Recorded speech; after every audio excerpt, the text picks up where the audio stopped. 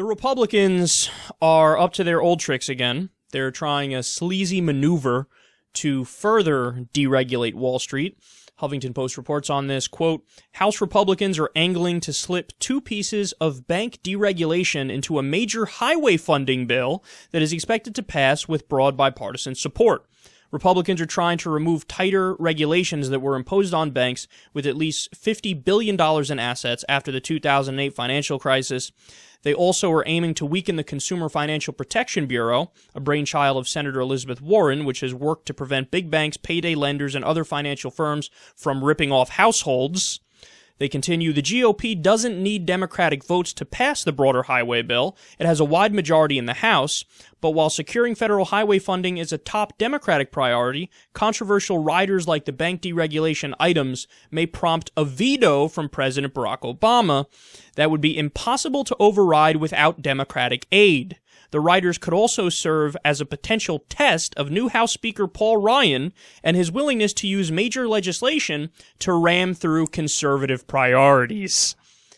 I love that last sentence because it kind of shows you how screwed up Washington is. Just that last sentence there. So now, conservative priorities are wrecking the economy. Conservative priorities are getting rid of the few remaining regulations that are preventing another subprime mortgage crisis and Great Recession. That's now a priority. It's a priority to get back to the policies that caused the problem of the subprime mortgage crisis and the Great Recession.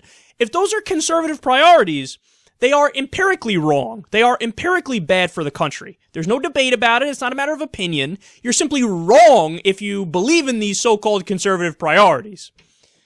God, it amazes me that there's not all that much outrage over this, because how many stories have we covered where we talk about how, well, in the Farm Bill somehow they slipped in Wall Street deregulation. In this bill, which had nothing to do with it, they slipped in more Wall Street deregulation. Now in this highway funding bill, they slipped in deregulation.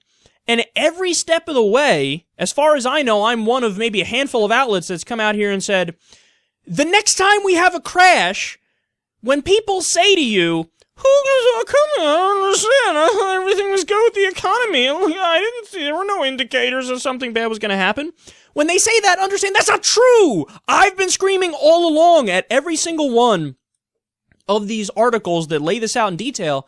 I've been screaming, my hair's on fire. Oh my God, there's going to be another crash. There's going to be another Great Recession. It's probably going to be worse than 2007 and 2008 because it's all laid out for you. They're fighting to go back to the same policies that we had, which led to the problem in the first place. And this isn't, the first time in history that this has happened either. In the 19-teens and the 1920s, we had deregulation, giant tax cuts for the rich, and what happened as a result of it? The stock market crash, the Great Depression. Post-Ronald Reagan, in Reagan's years, where he started to bring back so-called trickle-down economics, deregulation, tax cuts for the rich. What happened? A tremendous recession. The end of Clinton's term and the George W. Bush years, same thing. Deregulation, cut taxes for the rich. The results, we saw it again. How many times do we have to learn the lessons of history? And then how many times the Republicans have to keep actively pushing to fuck up the economy again? And make no mistake about it, they're not doing it because they actually think like, oh no, this is going to be better for the economy. They're doing it simply because they're bought off. They're doing it because they're corrupt. They're doing it because they take money from the corporations that make more money and more profit in the short term by getting this stuff through. So, when you have lobbyists who work for Citigroup and different investment banks and hedge funds on Wall Street, and they're giving you campaign contributions, there's strings attached to that. And the idea is, okay, we're going to give you this, and then when we call you, you better pick up the phone and start to push for the legislation that we want. And there's no doubt that there was a phone call at some point where they said, hey, we know that there's a must-pass highway bill coming up. Why not slip in this little piece of deregulation here? Why not remove provision by provision over a few years all of the necessary parts of Dodd-Frank that were in place? Dodd-Frank was weak to begin with.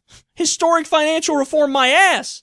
Riddled with loopholes. It was weak to begin with, but now they're getting rid of what remains of Dodd-Frank. It's a skeleton. It does Dickie McGee's acts. It doesn't prevent anything anymore because, You didn't even address the underlying problems. I mean, we spoke about this before, guys, but the repeal of Glass-Steagall was one of the main things that led to this recent crash. And then when the crash happened, did we resurrect Glass-Steagall and say, whoops, our bad? No, we didn't. In fact, Elizabeth Warren tried to do it. Bernie Sanders tried to do it. And they were fucking laughed out of the room.